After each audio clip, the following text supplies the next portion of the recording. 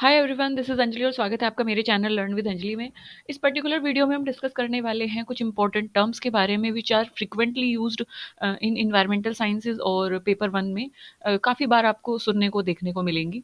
तो ये टर्म किससे रिलेट करती है, किसने कॉइन की थी, किसने कॉन्सेप्ट जो है लाया था, who is the father of that particular concept. So उसके बारे में हम डिस्कस करेंगे, एज वेल एज हम इसमें ईयर भी देखेंगे कि ये टर्म किस ईयर में कॉइन की गई है। ये क्यों इंपॉर्टेंट हो जाते हैं, इसलिए इंपॉर्टेंट हो जाता है क्योंकि ये यूजीसी नेट में ऑब्जेक्टिव टाइप क्वेश्चन आता है, तो वहाँ पे आपको ईयर तो नहीं बट हाँ, वहाँ पे 80 टू 70 to 80% चांसेस है कि आपसे वो टर्म पूछ लेता है कि who is the father of this concept और हु कॉइंड दिस टर्म। जैसे फॉर एग्जांपल प्रीवियसली कई बार पूछा गया है कि हॉटस्पॉट जो है, बायोलॉजिकल हॉटस्पॉट जो टर्म है वो किसने कॉइन की है, बायोडाइवर्सिटी टर्म किसने कॉइन किया। अच्छा, सबसे ज़्यादा बार जो क्वेश्चन पूछा गया है वो इकोसिस्टम जो टर्म है वो किसने कॉइन की है, इकोलॉजी टर्म किसने कॉइन की है। सो ये क्वेश्चन काफ़ी बार पूछे गए हैं, तो उन सभी इश्यूज़ को, उन सभी मुद्दे को मद्देनज़र रखते हुए मैं आपके लिए सारी की सारी जो इंपॉर्टेंट टर्म्स हैं, उनके ईयर हैं और जिसने वो कॉइन की है वो बाकायदा अपने हाथों से लिख के आपके लिए लेके आई हूँ। चलिए शुरुआत करते हैं वीडियो की इन्वायरमेंट से, क्योंकि हम इन्वायरमेंटल साइंसेज के स्टूडेंट हैं, साथ ही साथ हम पेपर वन में भी पीपल डेवलपमेंट इन एनवायरनमेंट पढ़ रहे हैं, तो सबसे पहली टर्म आ जाती है कि इन्वायरमेंट जो टर्म है वो किस लैंग्वेज से आई है। अच्छा, यहाँ पे मैंने क्यों लैंग्वेज लिखा है, बाकी में क्यों मैंने लैंग्वेज नहीं लिखा है, क्योंकि ये क्वेश्चन भी आ चुका है कि इन्वायरमेंट जो टर्म है वो किस लैंग्वेज से आई है। Environment term is derived from which language. So आपको सारी चीज़ें ना पता होनी चाहिए, और क्योंकि हम एक तरीके से आइडिया लगाते हैं, क्योंकि इन्वायरमेंट एक मोस्ट इंपॉर्टेंट टर्म हो जाती है, तो उसके बारे में तो एटलीस्ट हमें पता ही हो। इसके साथ साथ this environment is very much important क्योंकि हम इसमें सर्वाइव करते हैं एंड ऑल दैट थिंग। तो इसलिए ये इन्वायरमेंट जो टर्म है वो किस लैंग्वेज से ली गई है, तो फ्रेंच लैंग्वेज से इन्वायरमेंट टर्म ली गई है। इन्वायरमेंट फ्रेंच लैंग्वेज से टर्म ली गई, जिसका मतलब है कि सराउंडेड, हमारी जो सराउंड है, सराउंडिंग जो हमारी है, उसका मतलब ये है इन्वायरन का मतलब। ओके, तो वहाँ से टर्म ली गई है, ये ध्यान रखेंगे। 1828 में इस टर्म को कॉइन किया था गोथ कार्लाइल ने। सो जी कार्लाइल भी आपको दे सकते हैं, गोथ कार्लाइल भी आपको दे सकते हैं, उन्होंने टर्म को कॉइन किया था। सेकंड नंबर पे आते हैं ecosystem, which is very much important. 1935 में इस टर्म को कॉइन किया गया था ए जी टेंसले। यूजुअली वो ए जी टेंसले देते हैं, नाम है पूरा ऑर्थर जॉर्ज टेंसले।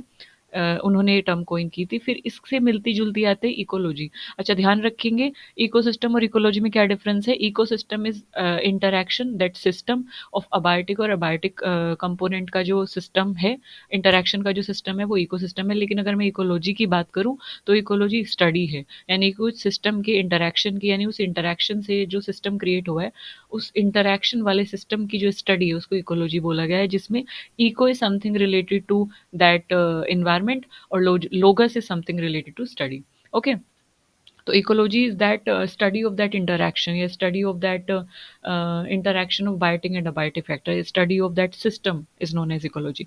तो इसकी स्टडी को आपने क्या बोला है, इकोलॉजी बोला है। 1868 में इसको कॉइन किया था अर्नेस्ट हैकल ने, ध्यान रखेंगे अर्नेस्ट हैकल। फिर आती है मोस्ट इंपोर्टेंट टर्म, ये भी कई बार पूछी जा चुकी है, बायोडाइवर्सिटी। 1986 में इसको कॉइन किया था वॉल्टर जी रोजन ने, वॉल्टर जी रोजन। ओके, वॉल्टर जी रोजन ने इसको कॉइन किया था। फिर आता है हमारा बायोडाइवर्सिटी हॉटस्पॉट, जो कि कई बार पूछा जा चुका है। सो इसमें टेंटेटिव आता है, टेंटेटिव इसलिए क्योंकि कहीं पे ये तो 1988 दिया हुआ है, कहीं पे 1990 दिया हुआ है। और let me tell you one thing, अब आपका क्वेश्चन होगा कि हो सकता है कि वो ऑप्शन में दोनों दे दे। नहीं, ऐसा नहीं होता है, क्योंकि ये बहुत क्लोज हैं और दोनों ही ऑप्शन सही होते हैं। तो दोनों ऑप्शन सही वो नहीं देते हैं, दोनों वो नहीं देंगे आपको, बहुत क्लोज डेट वो नहीं देंगे, या तो वो 1988 देंगे या तो वो 1990 देंगे। यूजुअली वो 1990 मेंशन करते हैं, तो ध्यान रखेंगे। कुछ बुक्स में मैंने देखा है 1988, इसलिए मैंने इसको भी मेंशन कर दिया है। तो 1988 या 1990 आपको दिया जा सकता है। नॉर्मन मेयर, एन मेयर भी दिया जा सकता है आपको। नॉर्मन मेयर ने इस टर्म को कॉइन किया था 1990 में या 1988 में। फिर आता है हमारा एसिड रेन। 1852 में इसको कॉइन किया था रॉबर्ट एंगस स्मिथ ने, रॉबर्ट एंगस स्मिथ। ओके, फिर आता है ग्लोबल वार्मिंग। 1975 में वॉलेस स्मिथ ब्रोकर ने इसको कॉइन किया था। फिर आता है green house gas effect. Green house gas effect को 1827 में जोसेफ फोरियर ने इस टर्म को दिया था, इस कॉन्सेप्ट को दिया था बेसिकली। थर्मोडायनेमिक्स जो टर्म है, थर्मोडायनेमिक्स का जो कॉन्सेप्ट है, वो विलियम थॉमसन ने 1749 में दिया। इको टाइप 1992 में ट्यूरेसन ने दिया। इकोलॉजिकल निश 1927 में चार्ल्स एल्टन ने दिया, और सेम इकोलॉजिकल पिरामिड भी 1927 में चार्ल्स एल्टन ने ही इसको कॉइन किया, इकोलॉजिकल पिरामिड का जो कॉन्सेप्ट है।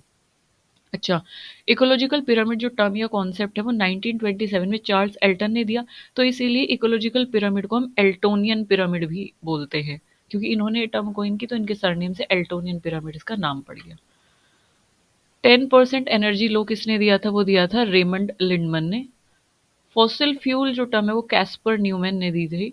एंथ्रोपोजेनिक जो टर्म है वो एलेक्जे पावलोव ने कॉइन की थी। और टॉक्सिकोलॉजी जो टर्म है वो मार्थ्यू ऑर्फिला जिनको फादर ऑफ टॉक्सिकोलॉजी भी बोला जाता है, मार्थ्यू ऑर्फिला ने ये कॉन्सेप्ट दिया था टॉक्सिकोलॉजी का, या ये टर्म दी थी toxicology. Okay, so these are the important terms. और इसमें जैसे मैंने आपको बताया है कि ये इम्पोर्टेंट है, और सारी टर्म्स आपने अगर देखा होगा तो सारी टर्म्स फ्रिक्वेंटली आपने सुनी होगी, बहुत यूज़ होती हैं, और इसमें से कुछ हैं जो बार बार आई हुई हैं, जैसे कि मैं बता देती हूँ। Ecosystem, ecology, biodiversity, specially biodiversity hotspot, global warming, ecological pyramid, 10% energy law, anthropogenic. So ये कुछ टर्म्स है जिनके फादर या जिनके जो कॉन्सेप्ट किसने दिया है ये पूछ लिया जाता है। तो अगर आपके माइंड में ये होगा ना, सो आप इजीली उसको डिटेक्ट कर लोगे एक तरीके से। You can easily find out then इन चार ऑप्शंस में से आप इसको इजीली फाइंड आउट कर लोगे।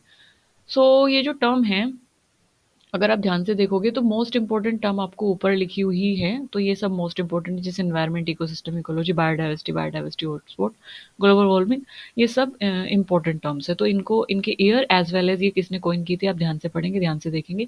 You can take the screenshot of this. मैं इसको एक बार रब कर देती हूँ, बट इनिशियल में ये था ही। You can take the screenshot and you can write it down. So basically these are my notes.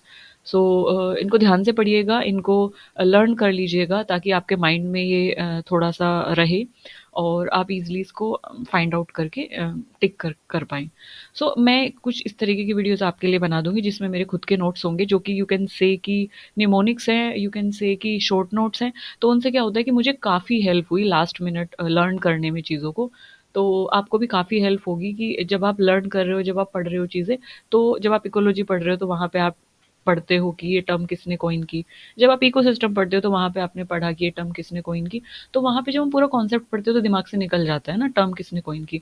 तो इट्स बेटर कि आप पूरा एक चार्ट प्रिपेयर कर लें, और चार्ट मैंने आपके लिए प्रिपेयर कर दिया है, आप बस को नोट डाउन कर लीजिए, स्क्रीनशॉट ले लीजिए, दैट्स इट।